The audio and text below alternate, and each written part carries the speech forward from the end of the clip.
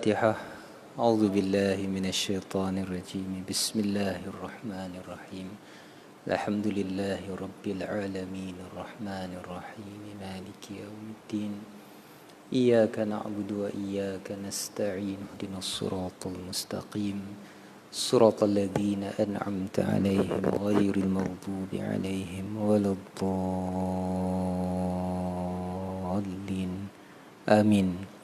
رب اشرح لي صدري ويسر لي أمري واحلل عقدة من لساني يفقه قولي. اللهم افتح علينا حكمتك وانشر علينا من خزائن رحمتك يا أرحم الراحمين.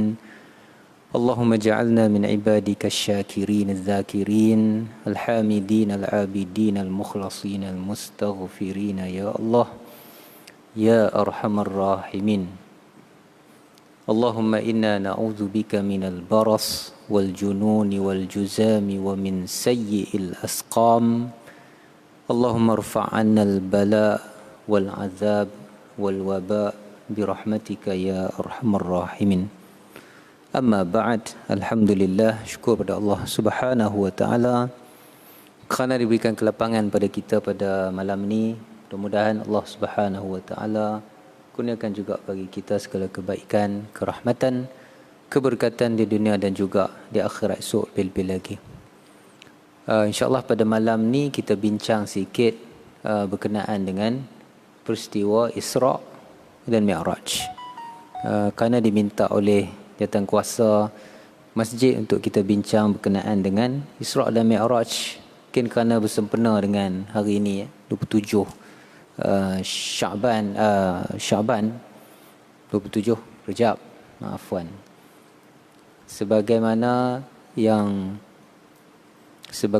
yang masyhur dalam riwayat, itu adalah merupakan masa tarikh berlakunya Isra' dan Mi'raj.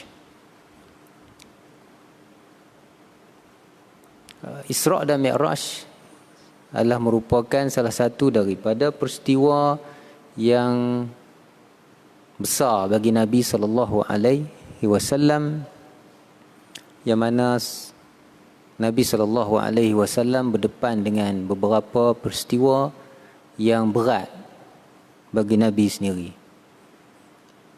Kena dia tak diterima di Taif, kematian mereka yang membantu dia.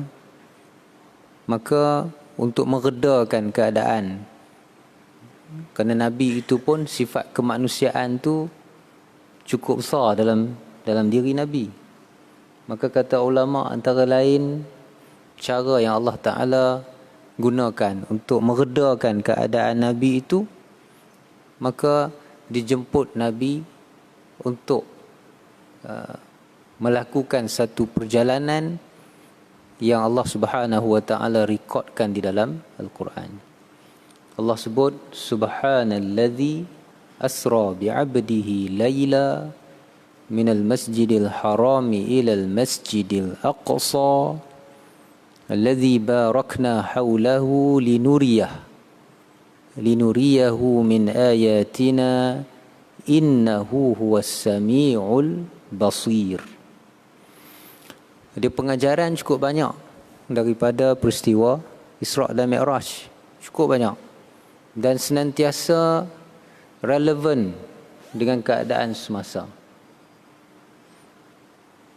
Cumanya kalau nak bincang semua mungkin tak sempat, maka kita ambil lah beberapa kita panggil potongan-potongan daripada peristiwa Isra' dan Mi'raj tersebut, untuk kita mudah-mudahan ambil pengajaran sikit sebanyak. Peristiwa ini antara lainnya yang dibincang oleh para ulama kita sebelum berangkatnya Nabi sallallahu alaihi wasallam melakukan perjalanan itu. Dia berlaku satu peristiwa yang disebut sebagai hadisatu syaqqis sadr, peristiwa membelah dada. Itu cukup penting. Cukup penting tu. Maksudnya Nabi SAW didatangi oleh malaikat Jibril, setengah riwayat bersama dengan malaikat Mikail, setengah riwayat lagi ada 3. Jadi khilaf tu kalangan ulama. Yang pentingnya maka berlakulah yang kita sebut sebagai syaqqus sadr.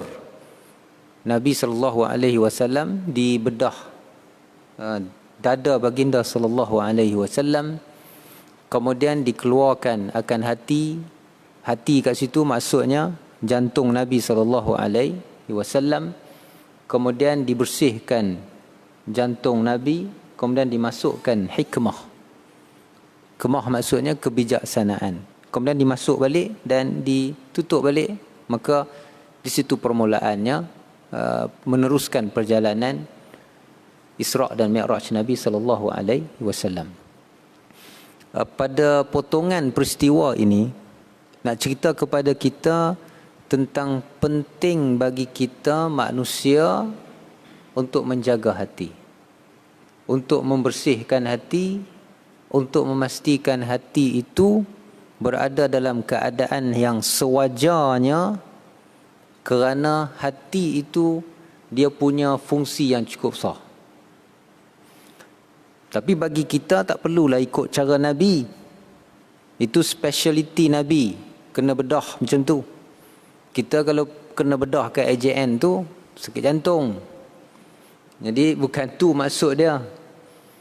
Cuma diisyaratkan, digambarkan kepada kita Nabi SAW tu dibedah dada supaya nak beri nampak. Kan setengah orang ni kalau cerita macam tu dia tak nampak. Bersihkan hati, tak nampak. Maka diberikan satu penampakan, satu bentuk keadaan yang boleh dilihat, iaitu bedah dada, keluar hati, bersihkan dan dimasukkan hikmah dalam dia. Maka bagi kitanya ni tak perlulah bedah tu. Apa yang perlu bagi kita, bersihkan hati tu. Perlu bagi kita, kewajipan bagi kita bersihkan hati tu. Qad aflaha man zakkaha wa qad khaba man dassaha. Telah berjaya orang yang membersihkannya, zakkaha, membersihkan hati dia, maka dan lawan bagi dia, telah rosaklah, telah musnahlah, telah gagallah orang-orang yang mengotorkan akan hati dia. Jadi bila nak bersih tu macam mana? Itulah kita mengaji. Paling utama nak bersihkan hati, paling mudah sekali istighfar. Itu paling mudah. Itu paling mudah. Karena iza aznaba abdun zamban, apabila seorang hamba tu dia buat satu dosa, maka tertitik pada hatinya itu nuqtatas sauda. Tertitik pada hati dia itu satu titik hitam. Bila dia istighfar, tobat, hilang. Itu bersih. Kalau dia tak tobat, dia tak istighfar, kekal. Bila buat dosa lagi, bertambah, tambah. Sehinggalah hati itu dia jadi gelap. Maka itulah disebut dalam Quran, wa qad khaba man dassaha. Pentingnya hati ni untuk kita bersih kerana fungsi hati cukup besar. Cukup besar fungsi hati. Yang pertama sekali, fungsi hati ni untuk kenal Allah. Itu fungsi paling besar bagi hati kita. Untuk kenal Allah Subhanahu wa ta'ala. Kita tak boleh kenal Allah Ta'ala sebenar-benar kenal menggunakan akal. Tak boleh. Kerana akal kita ini dia limit. Dia limit, dia ada had dia. Tak boleh nak pergi lebih. Selalu orang bagi contoh nombor, cukup dah. Apakah nombor paling akhir? Cuba fikir tengok. Apakah nombor paling akhir? Siapa boleh bagi? Ada tak nombor paling akhir? Ada.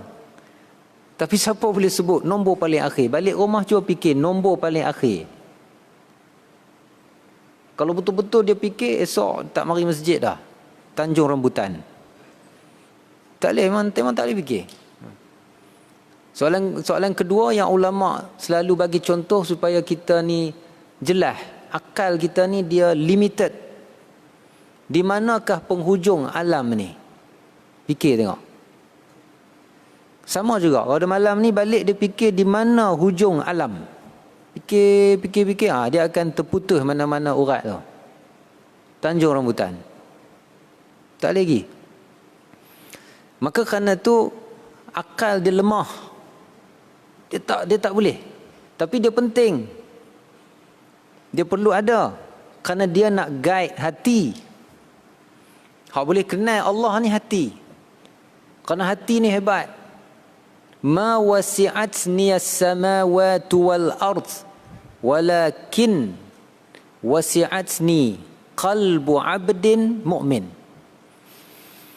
Langit dan bumi ni tak boleh menjangkaui aku.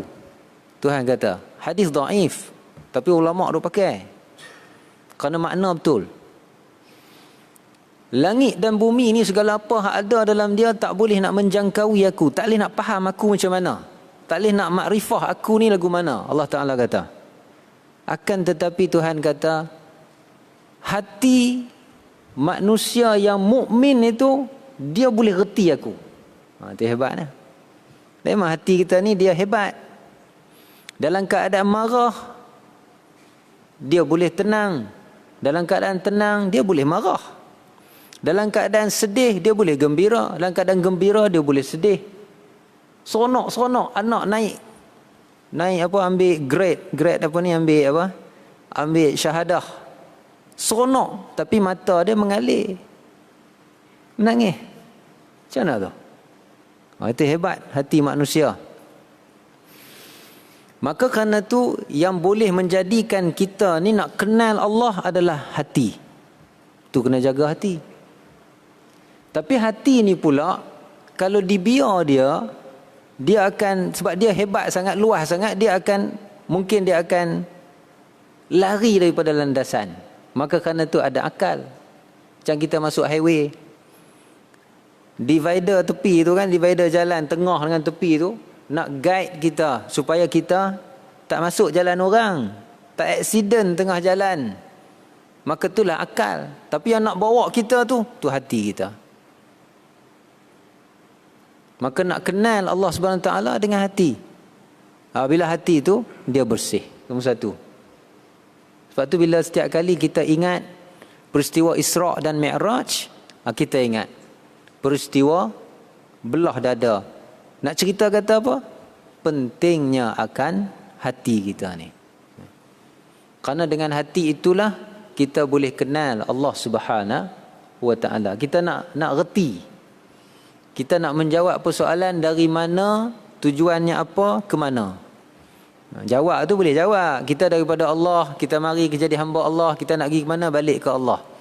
Jawab tu boleh. Tapi nak rasa betul-betul kan.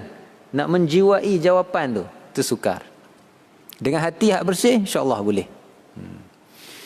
Nombor duanya, fungsi hati ni, kerana tu kita selalu peringat bila kita memperingati Isra' dan Mi'raj, fungsi hati ni dia boleh bagi manfaat yang cukup besar kepada kita untuk akhirat kita. Paling utama sekali, dia boleh beri kepada kita pahala yang kadang-kadang kita tak jangka. Dengan hanya niat dalam hati, perkara hak kita buat itu boleh pahala. Kata Nabi SAW, wa fi bud'i ahadikum sadaqah. Kata Nabi SAW, Nabi kata, dan dalam hubungan kelamin kamu dengan suami isteri tu ada pahala. Balik rumah, bersama suami isteri, Nabi kata ada pahala. Sahabat pun rasa pening. Sahabat tanya, ya Rasulullah, ayati ahaduna syahwatahu fayakunu lahu ajr. Ya Rasulullah, salah seorang daripada kami dia mendatangi syahwatnya, mana berhubungan kelamin, adakah baginya pahala? Nabi sebut tadi kan. Kerana tu sahabat rasa pening, sahabat tanya. Nabi jawab, tapi Nabi tak jawab ya dak. Nabi jawab dalam bentuk soalan. Ara'aita Apa pandangan kamu? Law wada'aha fil haram, kalau dia melepaskan nafsunya dalam perkara yang haram, akana alaihi wizr, bukankah ada kena atas dia dosa kalau berzina? Fakadzalika idza wada'aha fil halal, kalau macam tu lawannya, kalau dia letakkan, dia lepaskan syahwatnya dalam perkara yang halal dengan isteri dia yang halal, maka adalah baginya pahala. Tapi bila nak dapat pahala tu macam mana? Adakah bila bersama aja suami isteri tu dapat pahala? Ada. Dengan hati. Apa makna dengan hati? Dengan niat. Kerana Nabi SAW sebut, hadis 40 kita duk mengaji, innamal a'malu bin niyat. Sungguhnya setiap amalan itu dengan niat. Jadi bila kita bersama suami isteri itu nikmat paling besar, kata Imam Ghazali, atas dunia. Itulah nikmat paling besar. Nikmat paling besar atas dunia, hal tu. Maka ada baginya pahala. Nak dapat pahala macam mana? Niat. Sebab apa bersama tu? Kerana nak anak saja. Habis itu. Kerana nak anak yang soleh, tu boleh pahala. Kerana nak anak yang nanti boleh perjuangkan agama, tu boleh pahala. Jadi nak dapat pahala tu dengan niat. Tuan-tuan duduk sekarang ni dalam masjid, kat rumah duduk tak macam ni? Kat rumah. Duduk bersila tak di rumah? Duduk atas kursi aja. Tak, bersila. Bersandar di rumah, bersandar masjid pun bersandar. Sama aja. Tapi bila duduk di masjid ni, kita niat i'tikaf. Ada pahala? Ada pahala. Dengan apa? Dengan niat tadi. Kita nak semayang 100 rakaat tak larat, tuan-tuan. Larat ke nak ikut Imam Abi Hanifah? Nu'man ibn Thabit.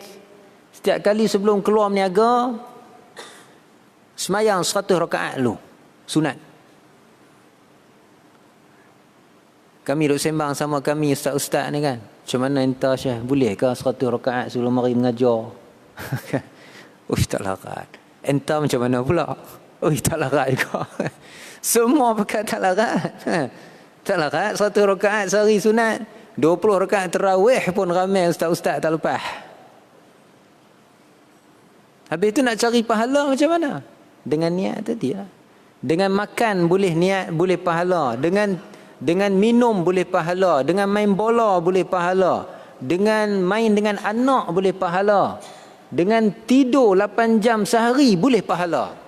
Hak tu mudah-mudahan kita nak masuk dalam syurga Allah Subhanahu wa ta'ala. Tapi nak beri dia jadi pahala macam mana? Dengan niat. Niat tu kat mana? Niat tu di hati. Bila main bola, sebab apa main bola? Adakah kerana nak seronok saja, lepas tu full stop, tak ada pahala? Main bola sebab apa? Supaya badan sihat. Nanti bila badan sihat boleh hidup lama, boleh mari mengaji lama, boleh ibadat lama. Hak tu boleh pahala ke tak boleh?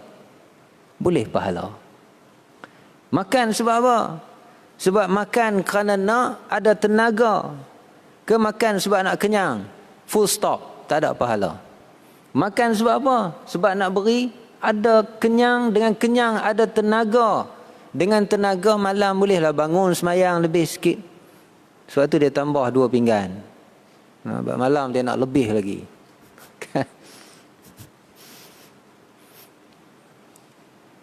Jadi last sekali balik ke mana? Balik kepada hati kita. Sebab tu penting. Sebab tu Nabi SAW sebelum jadi Nabi lagi pun dah dibedah dada dia kan, dekat apa ni, perkampungan Bani Sa'ad. Halimatus Sa'diyah. Belah dah dada, kecil-kecil lagi, bersih hati. Sebab tu kita ni diminta supaya jaga hati kita. Itu yang pertama. Bila kita bincang Isra' Mi'raj, itu yang pertama. Yang kedua, bila kita bincang tentang Isra' dan Mi'raj, terus kita naik ke atas. Kalau tidak, tak dan. Tak dan. Kita mula sikit, dah dada, terus naik atas. Selalu ceramah Isra' Mi'raj ni kat bumi aja. Tak ada nak Mi'raj. Sebab masa tak ada. Ini pun kita kena ikut SOP kan. Ikut SOP. Ikut SOP, dapat pahala ke tak dapat pahala tuan-tuan? Ikut SOP ni, boleh pahala ke tak boleh pahala? Kena berani jawab, boleh pahala. Macam mana cara nak boleh pahala? Dengan niat kita. Sebab apa pakai? Sebab takut 1000. Boleh pahala tu. Pakai. Sebab takut kena denda 1000, compound 1000. Boleh pahala tak? Tak boleh. Tak boleh. Sebab apa pakai ni? Face mask ni. Kerana patuh kepada ulil amri. Sebab apa patuh pada ulil amri? Kerana Nabi suruh patuh pada ulil amri. Boleh pahala tak? Boleh pahala. Tapi kadang-kadang selalu lupa.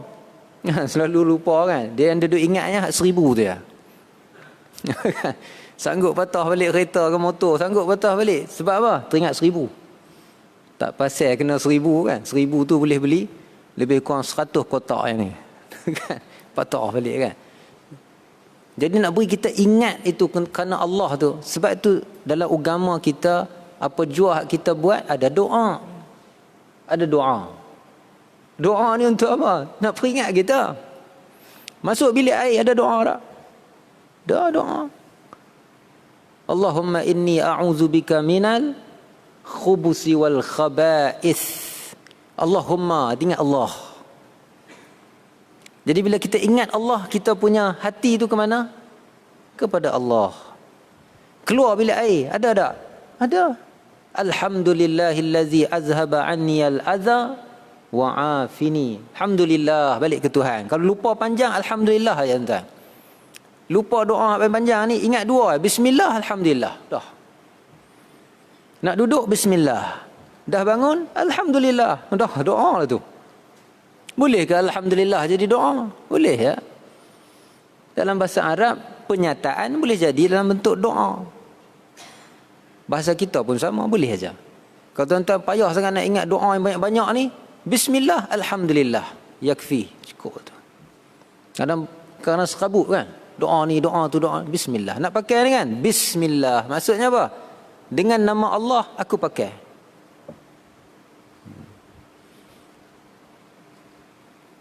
Duduk ramai-ramai orang, ramai-ramai ni kan? Kita ramai-ramai ni. Bismillahillazi la yadurru ma'asmihi syai'un fil ardi wala fis sama' wa huwa sami'ul alim. Oh, panjangnya Ustaz. Panjang? Bismillah. Dah. Cukup lah tu. Itu yang pertama. Yang kedua, bila kita bincang tentang Isra' dan Mi'raj, malam ni kita terus naik ke atas. Iaitulah bila Nabi SAW kembali, itu proses nak balik itu diberikan kepada Nabi SAW semayang 5 waktu. Yang pada asalnya 50 rakaat. Asal 50 rakaat. Jumpa Nabi Musa kata, "Mau pergi baliklah." Pergi naik balik, minta. Minta apa? Khaffif an ummatika.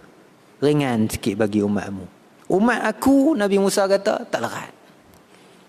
Jadi Nabi Musa dah anggap gitulah. Kalau umat aku hak badan staff tu pun tak larat, umatmu pun lagi tak larat. Maka turunlah Nabi beberapa kali, 50 itu turun menjadi lah kali 5 waktu hak kita ni lah saja, cukup dah.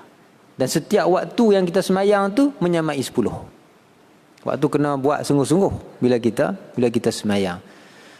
Tuan-tuan, semayang ini yang paling penting dalam semayang tu rukun apa semua tu ya dah. Ya dah lah, rukun semayang kena lah buat. Udah rukuk dulu baru nak baca Al-Fatihah, mana apa? Okay. Ambil semayang semua sempurna, ya betul. Tetapi dalam semayang itu dia punya kita panggil apa? Inti dia itu adalah khusyuk. Bila kita semayang, cubalah kita ini bila ingat peristiwa Isra' dan Mi'raj, kita ingat semayang, maka kita ingat bahawasanya semayang itu perlulah dilaksanakan dalam keadaan khusyuk.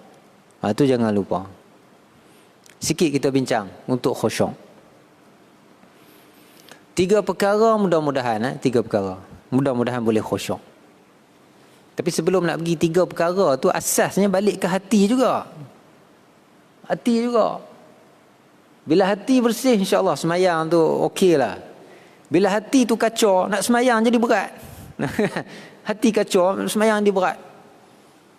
Baru tengok filem Hindustan, berat nak semayang. Dia rasa berat. Dia balik ke hati juga. Sebab tu Nabi SAW sebut kepada kita, Nabi kata, An-nazratu sahmun min sihami iblis. An-nazratu sahmun min sihami iblis. Pandangan mata ni, dia satu anak panah daripada anak panah setan. Mana tengok benda haram ni. Faman tarakaha, barang siapa yang tinggalkan ia, warathahullahu halawatan fil ibadah. Nescaya Allah Subhanahu Wa Taala akan berikan kepadanya rasa sedap dalam ibadat. Antara rasa sedap dalam ibadat, khusyuk dalam sembahyang. Jadi mata ni apa masalahnya? Mata ni dari mata dia bawa ke hati. Tu bahaya dah. Dari mata dia bawa ke hati, dosa di sini. Bila dosa di sini, dia balik cerita tadi juga. Akan ada titik hitam kat sini, masalah.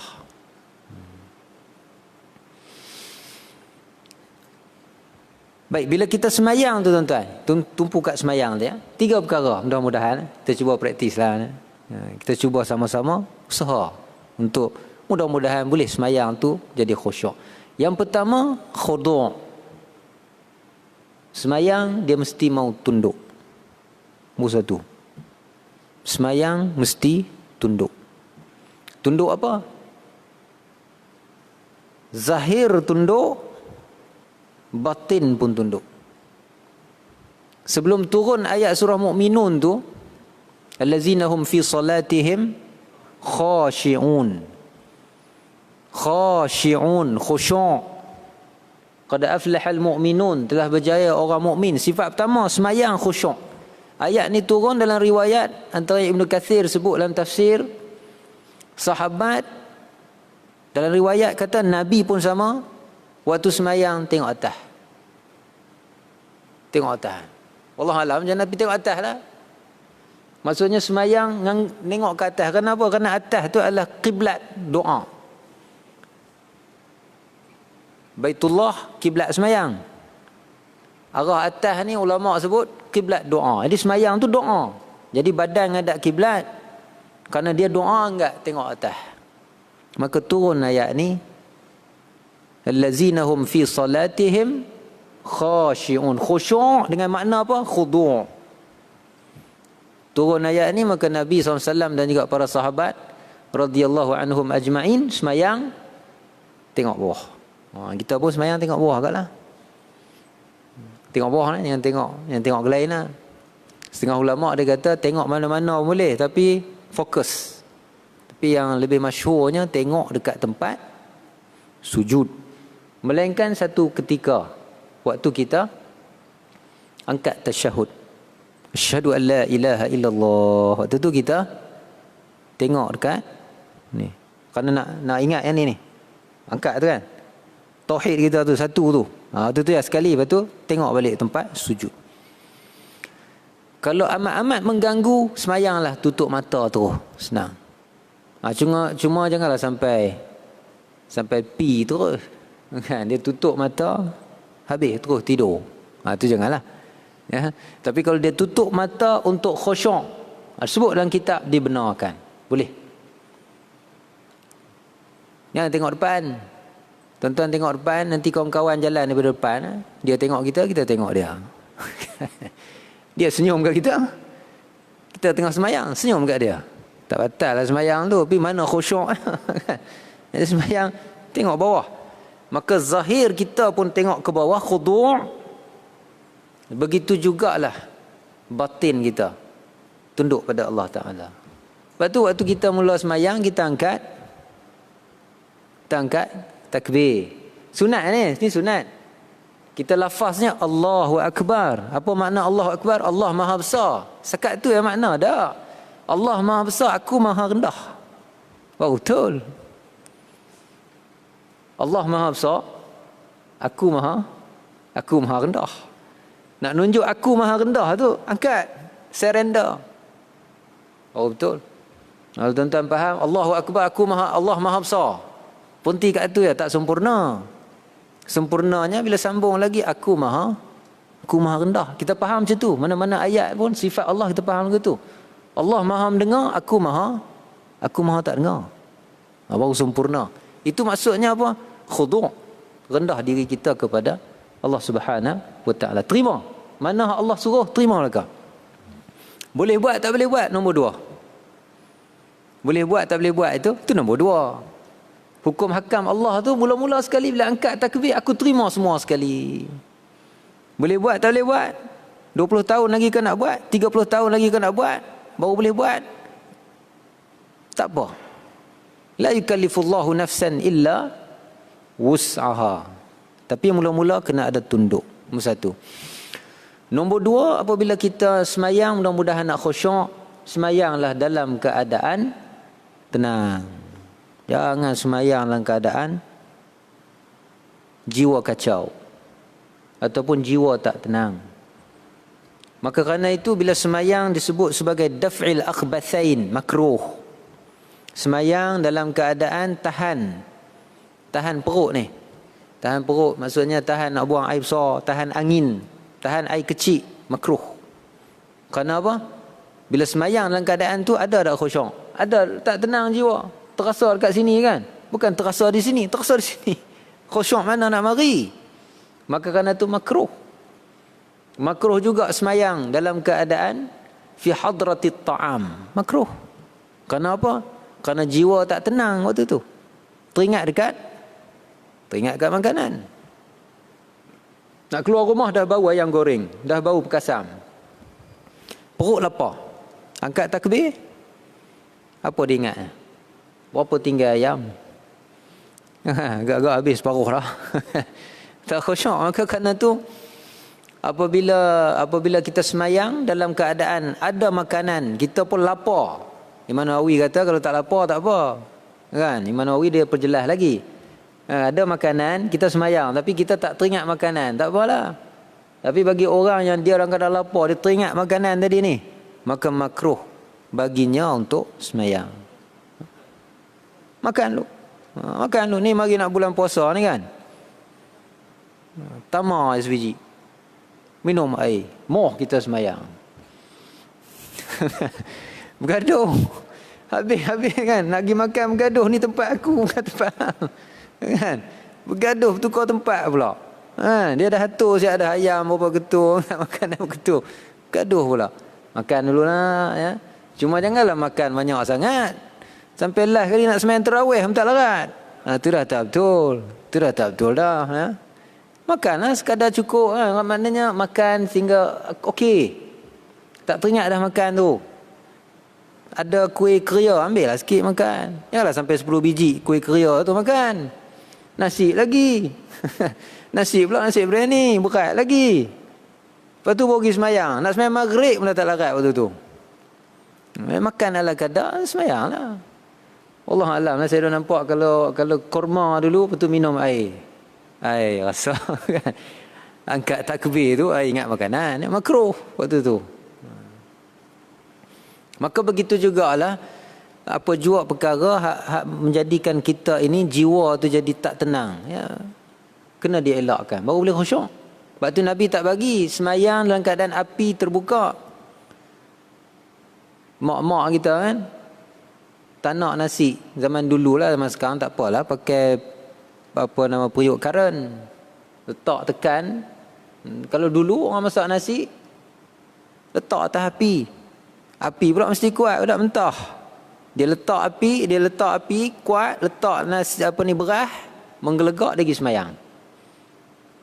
Makcik-makcik ingat Allah ke ingat nasi? Dia tak jadi. Kenapa? Waktu tu jiwa kita tak tenang. Maka cuba pastikan tak ada perkara yang ganggu ketenangan jiwa kita. Inna hadhihi salata tadarru'un wa tamaskunun. Sesungguhnya semayang ini dia tadarru' dan juga tamaskun, ketenangan hati. Semayang dalam keadaan tenang. Yang berlari-lari. Imam nak habis lah. Imam nak habis baca qul huwallah. Imam baca pendek. Dia duduk ujung sana. Maka dia pun qul huwallahu ahad. 1. Allahu samad. 2. Lam yalid wa lam yulad. Pum dia lari. Sampai-sampai angkat takbir. Memanglah dan masuk. Sah semayang dari sudut hukum zahir fiqahnya, tapi hatinya macam mana? Hati duk gedeguk dalam ni kan, dan jantung tu hilang, tak ada khusyukan. Maka pastikan kita semayang dalam keadaan khusyuk, dalam keadaan tenang, mudah-mudahan dapat khusyuk. Ketiga, apabila semayang, maka semayanglah dalam keadaan kita fokus. Fokus maksudnya kita tumpu. Lepas tu bila semayang tadi kan, tengok bawah saja. Jangan tengok ke lain. Jangan tengok ke lain. Fokus. Lepas tu setengah orang dia ajar kita nak semayang biar khusyuk. Semayang menghadap dinding. Semayang menghadap dinding. So apa? Tak ada orang lalu lalang kacau. Jangan semayang dinding ada jadual waktu kenuri. Tu pun tak khusyuk juga. Dia tengok jadual waktu kenuri tu lain pula fikirnya. Kerana tu makruh kita semayang, kita pakai ada tulis di belakang. Tu hukumnya makruh. Sebab apa makruh? Kerana kita ganggu fokus orang belakang. Tak tahu tulis apa belakang tu. Sokonglah vaksin ke, anti vaksin ke. Kita tak tahu kan. Tulis belakang tu kan, sokonglah vaksin. Orang belakang anti vaksin. Dia semayang ke dia sumpah kita. Kalau pakai baju yang macam-macam, baju logo-logo ni kan, jangan pakai. Logo-logo jangan, biar kosong belakang tu. Supaya tak ganggu orang belakang. Supaya fokus orang belakang tu dia tak terganggu, tak terkacau. Antara cara nak fokus dalam semayang, kita faham makna. Itu antara lain. Cuba faham makna. Al-Fatihah takkan tak boleh faham makna. Al-Fatihah dah. Apa ayat, 7 ayat je. Bismillahirrahmanirrahim, faham dah. Alhamdulillah Rabbil Alamin, faham dah kan. Jadi bila kita semayang, kita baca tu, kita fokus. Antara cara nak fokus juga dalam semayang, kita faham makna, kemudian kita lagukan ayat kita baca. Itu boleh fokus juga. Laisa minna man lam yataghanna bil Quran. Bukan daripada kalangan kami orang yang tak melagu-lagukan Quran. Lagukan Quran. Kalau kita semayang seorang-seorang, lagu pergi tinggi pun tak apa. Bohlah lagu Jiharkah ke, lagu Sikah ke, lagu apalah. Sebab tu imam sunat, bila dia jadi imam, dia melagukan. Lagu sunat di situ. Kenapa? Dengan lagu tu dia boleh bawa kepada orang lebih tumpu kepada bacaan dia. Jadi ini 3 perkara tuan. Mudah-mudahan kalau kita cuba, mudah-mudahan boleh khusyuk dalam semayang kita. Kita pastikan ada rasa khudu', tunduk, kemudian kita pastikan tenang, kemudian kita pastikan kita semayang dalam keadaan fokus. Baik, itu perkara kedua. Akhir sekali sebelum seminit dah ya. Habis dah. Boleh ke seminit lagi? Seminit. Yes. Akhir sekali bila bincang tentang Isra' dan Mi'raj. Jangan lupa Subhanallazi asra bi'abdihi lailan minal masjidil harami ilal masjidil aqsa. Bila kita bincang Isra' Mi'raj, jangan lupa Aqsa. Jangan lupa. Kerana Masjidil Aqsa bukan masalah orang Arab saja, masalah kita agak. Masalah kita. Dia bukan masalah orang Arab, dia masalah umat Islam. Dan tuan-tuan bila ingat Masjidil Aqsa, tuan-tuan kena ingat Aqsa Melayu. Jangan lupa. Ini kena diingatkan kepada generasi kita. Bila ingat Masjidil Aqsa kat tanah Palestin, ingat Aqsa di Malaysia, Aqsa di kita punya kepulauan tanah Melayu ni. Apa dia Aqsa kita? Singapura Aqsa kita. Apa Aqsa kita? No.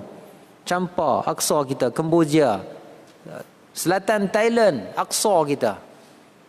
Filipina, Aqsa kita. Timor Leste, Timur Aqsa kita. Banyak kita punya Aqsa berbanding dengan Aqsa orang Arab. Jadi setiap kali bila kita memperingati akan Isra' dan Mi'raj, kita ingat Aqsa. Dan kita ingat Aqsa Melayu. Jangan lupa. Pakai istilah tu tak apa. Aqsa Melayu. Kalau kita lupa, maka kita akan dilupakan. Sejarah dia akan berulang. Singapura kita buat-buat lupa. Pulau Batu Putih lebuh.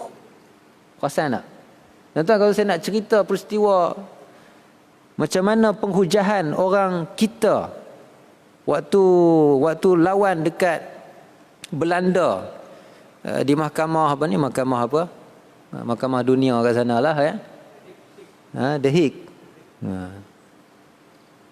Tapi ni ada rekod, tak boleh cerita lah. Tapi nak sebut menyedihkan. Kenapa? Kerana kita lupa Singapura tu adalah kita punya. Maka kerana tu, bila kita lupa, kita dilupakan.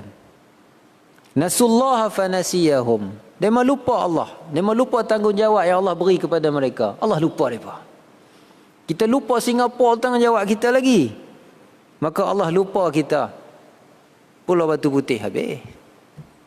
Tak tahu bila boleh dapat balik. Ya.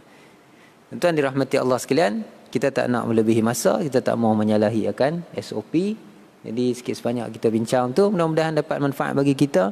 Apapun setiap kali kita ingat peristiwa Isra' Mi'raj, ingat 3 perkara asas. Jaga hati, semayang dan ingat Aqsa, dan juga Aqsa Melayu. Mudah-mudahan yang baik pada Allah Subhanahu Wa Taala. Yang kurang minta maaf banyak-banyak. Aku qauli hadza astaghfirullahal azim li wa lakum. Wassalamualaikum warahmatullahi wabarakatuh. Bismillahirrahmanirrahim. Allahumma zidna ilma ya Allah warzuqna al-amala bih. Rabbana hab lana min azwajina wa dhurriyyatina qurrata a'yunin waj'alna lil muttaqina imama.